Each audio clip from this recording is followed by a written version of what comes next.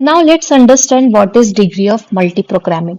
So, maximum number of processes which can be placed in RAM is nothing but degree of multiprogramming. तो let's suppose कि ये हमारी RAM है, ये RAM है, तो रैम की कैपेसिटी के हिसाब से सपोज कि उसमें हमारे सिर्फ 4 प्रोसेस आ सकते हैं।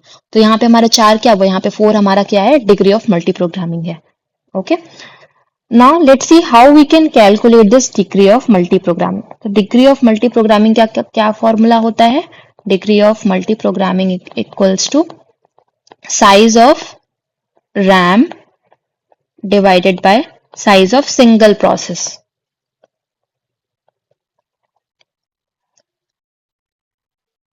Now for this RAM suppose I want to calculate, so let's suppose कि हमारी RAM की साइज कितनी है, 4 GB है, और हमारी सिंगल प्रोसेस की साइज कितनी है, 4 KB। तो यहाँ पे हमारा आएगा 4 GB divided by 4 KB.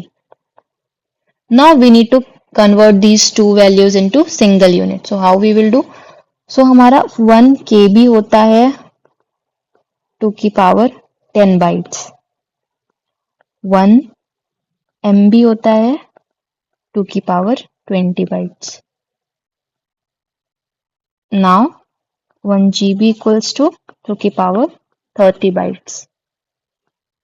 1 TB equals to 2 की पावर 40 bytes. और एक बाइट कितना होता है, एक बाइट होता है 8 बिट्स। तो हम ये 4 GB को हम क्या कर सकते हैं, 4 GB को हम ऐसे भी लिख सकते हैं। तो हमारा GB होता है 2 की पावर 30 और KB हमारा होता है 2 की पावर 10। तो 4 इंटू 2 की पावर 10। तो 4 को हम 2 का स्क्वायर भी लिख सकते हैं, इंटू 2 की पावर 30, देन 2 स्क्वायर इंटू 2 की पावर 10। तो ये हो गया हमारा 2 की पावर 30 डिवाइडेड बाय 2 की पावर 12।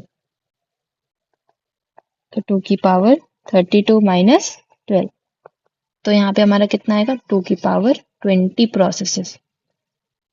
तो मतलब अगर हमारी रैम की साइज 4 GB है और हमारे सिंगल प्रोसेस की साइज 4 KB है, तो हम टोटल उसमें कितने प्रोसेस हम स्टोर कर सकते हैं, टोटल हम 2 की पावर 20 प्रोसेस स्टोर कर सकते हैं। तो यहाँ पे क्या है, 2 की पावर 20 क्या है, यहाँ पे 2 की पावर 20 है डिग्री ऑफ मल्टी प्रोग्रामिंग।